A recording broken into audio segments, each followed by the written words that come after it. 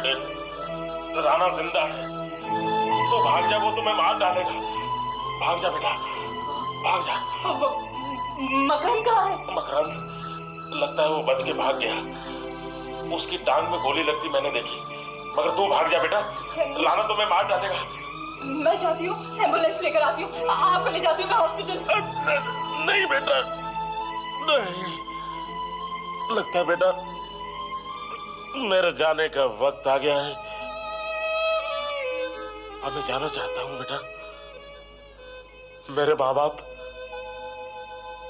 मेरा भाई,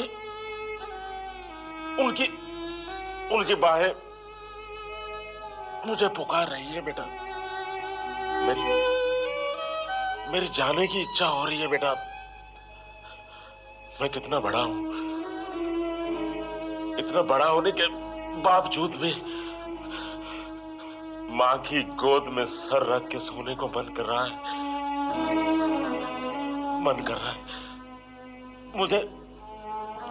मुझे खतरा महसूस हो रहा है बेटा। ऐसा लग रहा है इस खतरे से मुझे मेरे माँ बाप की बाहें ही बचा सकती हैं। हाँ, हाँ, हाँ। देखो बेटा, मैं बहुत थक गया हूं। मुझे आराम की सख्त जरूरत है। मैं सोना चाहता हूं बेटा। लगता है अगर मैं सो गया ना, बहुत दिनों तक नहीं उठूंगा। इंस्पेक्टर साहब। आरज़ू बेटा, वो देख बेटा, मुझे दिखाई दे रहा है एक औरत बच्चे को जन्म देने की कोशिश कर रही है।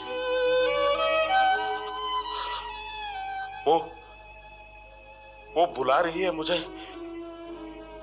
जब तक मैं नहीं जाऊंगा ना, उसको बहुत तकलीफ होगी। और वो देख, उसके ऊपर देख, मेरी माँ मुझे पुकार रही। एक तरफ धरती बच्चे की तरफ बाहें फैला रही है, और ऊपर मेरी माँ मुझे पुकार रही है। तू कौन होती है मेरी माँ और उस औरत के बीच में आने वाली? नहीं बेटा, मुझे जाने दे बेटा।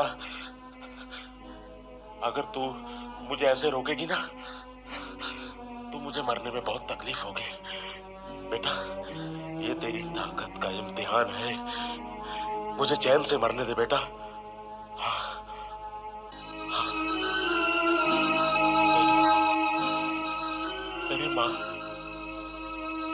मेरी माँ,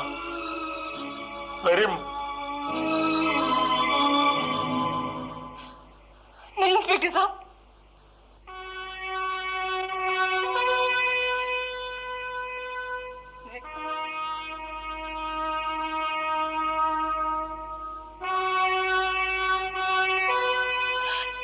नहीं इंस्पेक्टर साहब, भगवान ये तूने बहुत बुरा किया। राणा की जीत के साथ इंस्पेक्टर साहब की हार। मैं वादा करती हूँ आपसे, मैं बदला लूंगी। आपका, आपके भाई का, सबका मैं लूंगी बदला। हाँ लूंगी।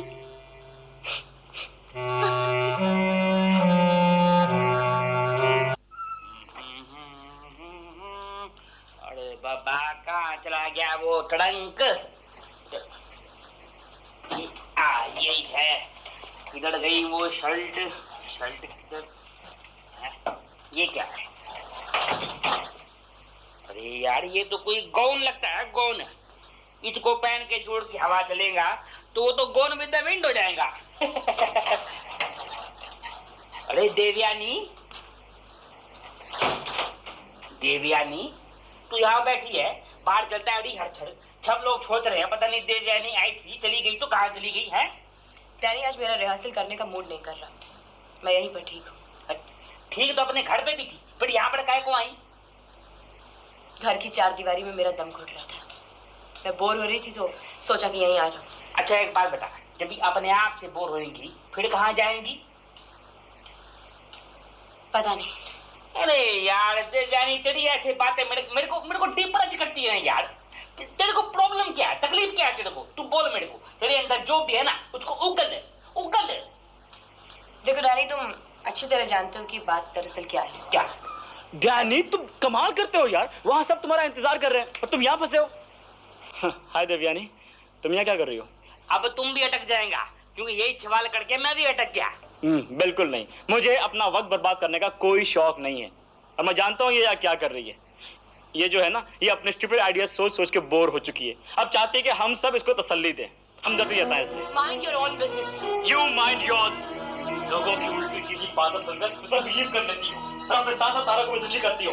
पापा मैंने कहा चुप हो जाओ वरना मुझसे वरना क्या? हाँ क्या कर लोगे तुम? डरता नहीं हूँ मैं तुमसे। अरे यार तुम लोग क्या को झगड़ा करते हो? ऐसी भी क्या बात है? ऐसी वैसी कोई बात नहीं है डैनी, ये जानती है अच्छी तरह कि इसकी मम्मी कैसी है, असली माँ कैसी है इसकी। उसके बावजूद उसकी हर बात मान लेती है। इन्हें बहुत शौक है अपना आपको टॉर्चर करने का, लेकिन इनको तकलीफ में देखकर ये दूसरों को दुख पहुंचता है, उसकी इसे कोई परवाह नहीं है। पापा चिल्लाओ मत देवयानी, तुम्हें खूब अच्छी तरह से पहचानता हूँ मैं अभी। तुम दुनिया की नजरों में तारा को बुरा बनाना चाहती हो। क्यों भाई? ये खामखा क्यों बुरा बनाएगी तारा को सबके सामने? क्योंकि ऐसा करके सबकी सिंपैथी इसको मिलेगी। लोग बोलेंगे बेचारी देवयानी, पुअर देवयानी, देखो ना छोटी। पापा will you just shut up? You shut up डम गर्ल। शट अप यू बस। देवयानी डोंट डेयर यू, दोबारा कभी ऐसी गलती मत करना। तुमको खूब अच्छी तरह मैं जानता हूँ और तुम्हें तुम्हारी असली सूरत दिखाने में मुझे कोई हिचक नहीं होती है। You are a bloody blood, एक बिगड़ी हुई लड़की हो जिसे जब मैं नहीं जानता था बहुत प्यार करता था, लेकिन अब नफरत हो गई है मुझे तुमसे देवयानी, नफरत हो गई है तुमसे। एक पल में तुम किसी को बहुत चाहने लगती हो और दूसरे ही पल इतना बदल जाती हो कि उस इंसान को सफाई पेश करने का मौका तक नहीं देती हो। खुद कर दो तुम। You are damn selfish. How dare you? I dare because I don't care for people like you. यार ये तो बात है, तू थोड़ी क्या बात करने का? तुम मेरे सामने देवयानी के साथ ऐसे बात नहीं कर सकते। क्यों नहीं कर सकता मैं? हाँ, दुनिया के सामने कर सकता हूँ। तुम क्या हो? क्या हो तुम? तुम चमचे हो डैनी, चमचे हो तुम देवयानी के। कल तक तुम तारा के दोस्त थे और आज बुरे लोग हो तुम। इसकी बातों में आके अपना दिमाग खराब कर दिया है तुमने। तो तुम क्यों नहीं चले जाते तारा के पास उसके दोस्त बनने? जाऊंगा, अभी जाऊंगा, लेकिन जाने से पहले तुम्हें एक बात बता दूं देवयानी सेठ, कि आज के बाद तुमने जब किसी ने भी तारा को तकलीफ पहुंचाने की कोशिश की तो मुझसे बुरा कोई नहीं होगा, समझी? You bastard! पागल हो गया, शराब कर लिया। जाने दो उसको डैनी, जाने दो उसको तारा के पास, एक दिन खुद ही जल जाएगा। History. He stupid fellow. An idiot.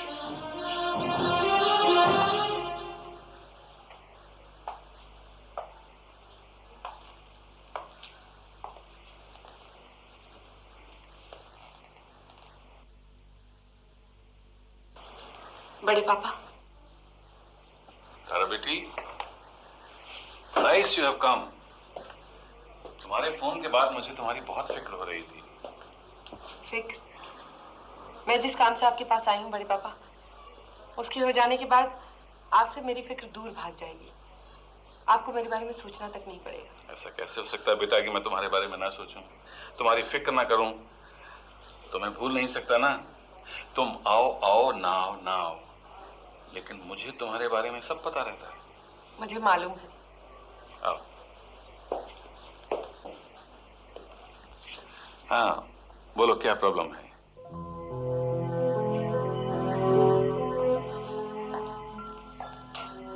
बड़े पापा, ये रहे सेठ चेन ऑफ होटल्स के सारे पेपर्स। इनके मुताबिक मैं या दीपक या हम दोनों इस सारी प्रॉपर्टी और बिजनेस के ट्रस्टी हैं। जब तक देवयानी 21 साल की नहीं हो जाती तब तक। बेटे, देवयानी अभी 21 साल की तो नहीं हुई ना? मैं इन फाइलों को क्या करूंगा? बड़े पापा, मैं चाहती हूँ कि मैं ये सारी प्रॉपर्टी देवयानी के नाम अभी से कर दूं। क्यों? क्योंकि ये बिजनेस मेरे और देवयानी के बीच में एक दीवार बन के खड़ा है। यही वो बिजनेस है जो लोगों को मौका देता है हम दोनों को एक दूसरे से अलग करने का। बड़े पापा, इसमें मेरा तो कुछ भी नहीं है। जो कुछ था दीपक का था और अब देवयानी का हो जाएगा। ये एक ऐसा पत्थर है जो मेरे दिल पर बोझ की तरह पड़ा है और जिसे लोग मेरे ही खिलाफ हथियार बना के इस्तेमाल करते हैं। मुझे ये नहीं चाहिए। एक हद तक तुम ठीक कह रही हो बेटी, लेकिन तुमने ये रियलाइज नहीं किया कि जिस हथियार का मुकाबला तुम नहीं कर सकी वो नादान बच्ची कैसे करेगी? बड़े पापा, मैंने बहुत सोचा है। जब तक देवयानी और मैं साथ होते हैं हम दोनों बहुत ताकतवर होते हैं, लेकिन जैसे ही हम अलग होते हैं एकदम कमजोर पड़ जाते हैं। जब तक बिजनेस मेरे पास रहेगा हम दोनों के बीच कोई ना कोई गलतफहमी होती ही रहेगी। दीपक होते तो और बात थी, अब वो नहीं है तो मैंने तय कर लिया है कि मैं सब कुछ देवयानी के नाम कर दूंगी। फिर शायद वो मुझ पे यकीन कर ले, मुझे डाउट ना करे और मैं हमेशा उसके साथ रह सकूं। फिर तो शायद कुदरत भी उसका बुरा नहीं करेगी। तुम्हारी सारी दलीलें ठीक है बेटा, लेकिन दीपक के बिना ये ट्रांसफर पॉसिबल नहीं है, क्योंकि दीपक अल्टीमेट अथॉरिटी है। या तो दीपक फिजिकली यहाँ प्रेजेंट हो या फिर तुम थोड़ा इंतजार करो। जैसे ही देवयानी 21 साल की होगी सारी प्रॉपर्टी ऑटोमेटिकली ट्रांसफर हो जाएगी। मैं नहीं जानती आप ये कैसे करेंगे, लेकिन मुझे विश्वास है आप ये जरूर कर सकते हैं। और फिर बड़े पापा, आपका कानून भी कोई इतना पक्का तो है नहीं। जब किसी खूनी मुजरिम को रिहा करवाया जा सकता है तो फिर ये तो छोटी सी बात है। सॉरी तारा बेटी, मेरे जैसे एडवोकेट के लिए छोटी सी बात नहीं है। अगर मैं वो सब कर रहा होता जो कि तुम कह रही हो तो तुम्हारा बड़ा पापा मुझे अपनी जगह तुम्हारा बड़ा पापा बना के नहीं छोड़ जाता, ठीक है ना? लेकिन चूंकि तुमने मुझे कन्विंस कर दिया है, इसलिए तुम्हारी खुशी के लिए मैं कोई ना कोई रास्ता जरूर निकालूंगा। थैंक यू बड़े पापा। जितनी जल्दी हो सके बड़े पापा ये काम कर दीजिए, ताकि देवयानी और मेरे बीच जो कमजोर दीवार खड़ी है वो अपने ही वजन से गिर जाए। मैं और देर ऐसे नहीं जी सकती बड़े पापा। समझता हूँ बेटा, बहुत अच्छी तरह समझता हूँ कि तुम्हारे दिल पर क्या बीत रही है, बट डोंट वरी। तुम कल आ जाओ, मैं कल तक पेपर ट्रांसफर करा के रखता हूँ। ओके? ठीक है बड़े पापा। इससे पहले कि लोगों को कोई नया कारण मिले मुझे और देवयानी को अलग करने का, मैं चाहती हूँ ये काम हो जाए। फिर कोई कोशिश तो करके देखें। पटेल जी आप? बेटा, मैं तुमसे कुछ जरूरी बात करना चाहूंगा। देखिए पटेल जी, मैं होटल दोबारा तो आऊंगी नहीं, और अगर उसी सिलसिले में आप कोई बात कहना चाहते हैं तो। नहीं, वो बात नहीं है। वैसे मैं आगे पीछे की बातों में दखल नहीं देता, लेकिन ये बात ही ऐसी है जिससे मुझे बहुत तकलीफ हो रही है। मतलब मेरी ड्यूटी है कि मैं तुम्हें सब कुछ बता दूं, सच सच बता दूं, बाकी तुम्हारे ऊपर है। लेकिन ऐसा हुआ क्या है पटेल जी? हाँ, एक बात पता चल जाए कि एक आदमी बेईमान है तो उसे अपने आसपास नहीं आने देना चाहिए। देखिए पटेल जी, आप जो भी कह रहे हैं मुझे समझ में नहीं आ रहा है, इसलिए प्लीज बात को साफ साफ कहिए। तारा तुम्हारे पास वापस आने की कोशिश कर रही है। ऐसा कभी नहीं हो सकता। तारा को मैंने ही छोड़ा और मैं उसके पास कभी वापस नहीं जाऊंगी। ऐसा मैं कभी नहीं कर सकती। सुना है वो होटल के पेपर्स तुम्हारे नाम कर रही है। वो चाहती है कि ऐसा करके तुम्हारे प्यार, इज्जत और दोस्ती को वो वापस जीत लें। वो चाहती है कि तुम्हें प्रूव कर दें कि वो लालची नहीं है। क्या आप सच कह रहे हैं पटेल जी? मैं तो सच कह रहा हूं देवयानी। ये तो तारा है जो तुम्हारे साथ धोखा कर रही है। लेकिन वो कैसे धोखा कर सकती है? अगर वो सारी जायदाद मेरे नाम करना चाहती तो मुझे नहीं चाहिए जायदाद, बल्कि इससे तो ये साबित होता है कि हम दोनों का मिलना पॉसिबल है।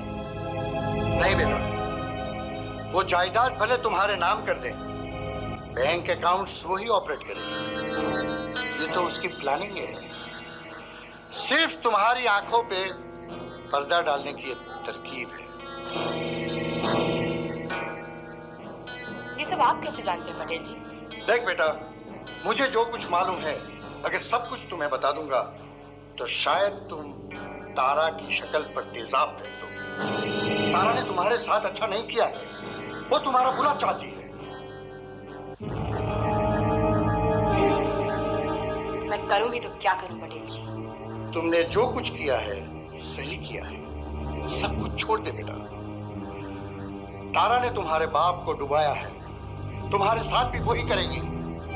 और फिर तुम्हारे सामने तो सारी उम्र पड़ी है, तुम्हें कोई विरासत की जरूरत तो नहीं। देख बेटी, जब तारा जायदाद के कागजात लेकर यहाँ आए, तुम उसे घर से निकाल देना, उसकी झाल में मत फंसना। नहीं पटेल जी, मैं तारा को घर से नहीं निकालूंगी और ना ही उसके जाल में कभी फंसूंगी, बल्कि मैं उसके लिए एक ऐसा जाल बुनूंगी जिससे वो कभी बाहर नहीं निकल पाएगी।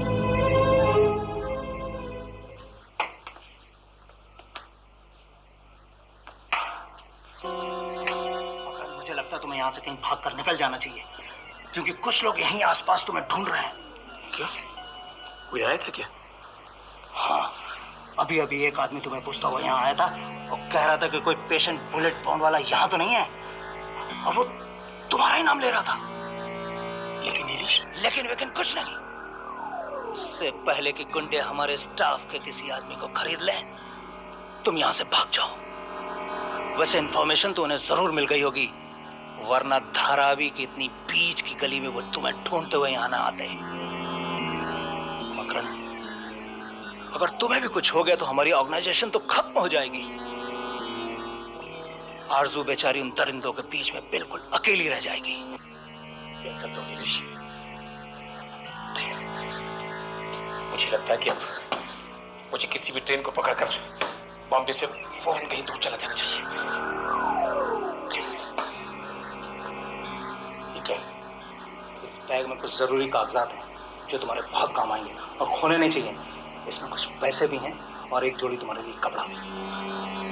कपड़ा तो मुझे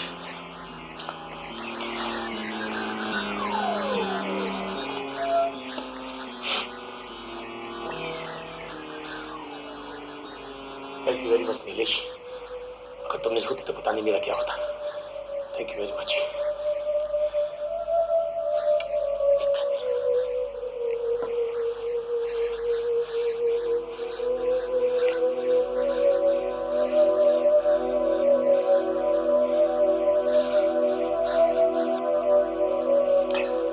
best of luck. Thank you very much. चलो।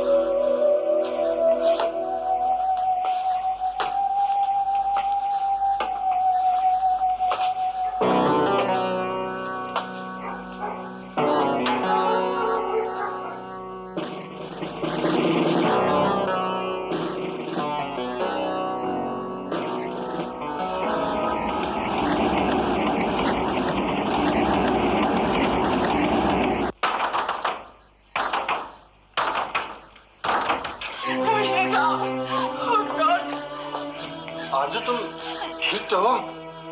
कहाँ चले गए थे तुम लोग? मकरंद, और तुम्हारे बारे में मुझे काफी फेक लगी हुई। कमिश्नर साहब, ये सब क्या हो रहा है? मुझे तो कुछ समझ में नहीं आ रहा। मकरंद का कहीं पता नहीं है। मैं यहाँ कैसे आई हूँ मैं ही जानती हूँ। चारों तरफ उनके आदमी दीवार बन के खड़े हुए हैं। हाँ बेटा, तुम्हारे हाइडआउट में भी पुलिस भरी पड़ी हुई है। इंस्पेक्टर जंग बहादुर के खून का इल्जाम भी तुम्हारे ऊपर है। क्या? बस सवाल मत पूछो Arzoo. The tide is against you. Hideout से आखिर में तुम निकली थी। वहां पर फिंगरप्रिंट्स के निशान मिलने के बाद राना को छोड़कर इल्जाम तुम पर आ गया है। Oh God! अब मैं क्या करूं? तुम यहाँ से चली जाओ आरजू। अगर तुम यहाँ मिली तो बहुत बुरा होगा। एज इट इज मेरे खिलाफ सबूत इकट्ठा करने की पूरी कोशिश की जा रही है। तो ठीक है, अब मैं निकलती हूँ। अगर मुझे कुछ हो गया ना तो तारा को जरूर इन्फॉर्म कीजिएगा। मेरा बेटा पंचगनी में है। वो मुझे सब कुछ मालूम है, तुम फिक्र मत करो। तुम्हें कुछ नहीं होगा आरजू, मुझे मालूम है तुम्हें कुछ नहीं होगा। मैं चलती हूँ। ओके। आरजू बेटा, क्या बात है? ये क्या हालत बना रखी है? बात क्या है? कमिश्नर साहब,